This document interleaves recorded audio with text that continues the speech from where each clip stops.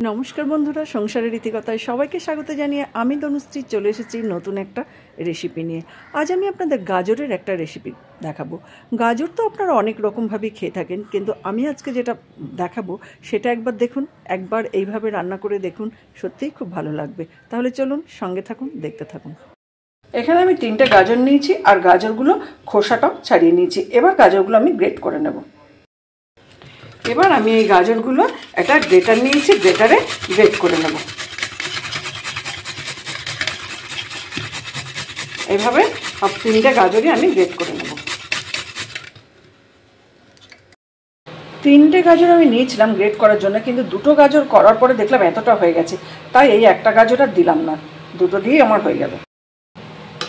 এখানে আমি একটা কড়াই বসিয়ে দিয়েছি। এবার কড়াইয়ে দিয়ে দিলাম 1 চামচ ঘি। ঘিটা গরম হয়ে গেছে। এবার যে গাজরগুলো গ্রেট করে রেখেছিলাম গাজরগুলো দিয়ে দিলাম। এবার আমি গাজরগুলো ভালো করে ঘিয়ের সাথে ভেজে নেব। এটা তেল দিয়ে ভাজলেও হতো, সাদা তেল দিয়ে, কিন্তু সেক্ষেত্রে স্মেলটা ভালো আসবে না, সেই জন্য এটা ঘি দিয়ে ভেজে নিলাম।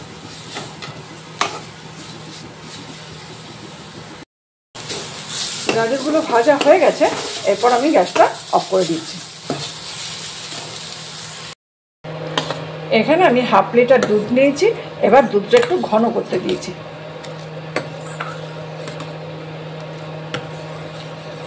অনেকটাই ঘন হয়ে গেছে, আর একটু করে নেব।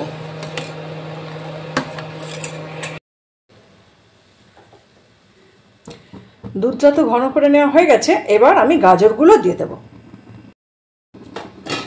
এবার ওই ভেজে রাখা গাজরগুলো দুধের মধ্যে দিয়ে দিলাম, যেগুলো আমি ঘি দিয়ে ভেজে রেখেছিলাম। এরপর গাজরগুলো এই দুধের সাথে একটু ভালো করে ফুটিয়ে নিতে হবে।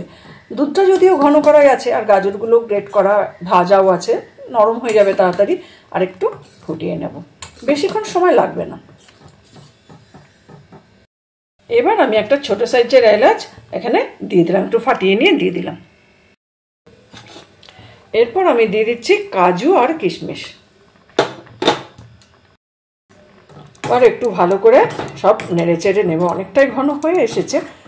এরপর কাজু কিশমিশগুলো দিয়ে বেশি ফোটানোর দরকার নেই, একবার জাস্ট একটু ফুটিয়ে নেব। এরপর আমি দিয়ে দিচ্ছি গ্রেট করে রাখা খেজুর গুড়টা।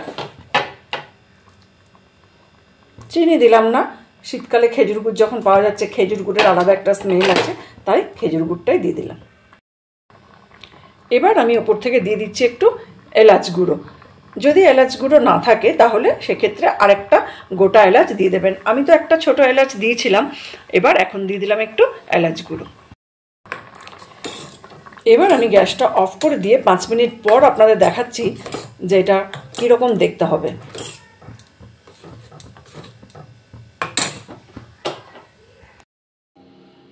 একদম রেডি হয়ে গেল গাজরের পায়েস। আপনারাও কিন্তু বাড়িতে একদিন এইভাবে গাজরের পায়েস বানিয়ে দেখতে পারেন। গাজরের হালুয়া তো অনেক খেয়েছেন, একবার এইভাবে গাজরের পায়েস বানিয়ে দেখুন, দুর্দান্ত স্বাদ হবে। একবার খেলে স্বাদ ভুলতে পারবেন না। ছোট বড় সবাই কিন্তু এই গাজরের পায়েস চেটেপুটে খাবে। তাই শীতকালে আমি বলবো আপনাদের একবার এইভাবে খেজুরের গুড় দিয়ে গাজরের পায়েস বানিয়ে দেখুন, স্বাদ ভুলতে পারবেন না। দেখলেন কত সহজে রান্নাটা হয়ে গেল, অথচ খেতে কিন্তু ভীষণ সুস্বাদু।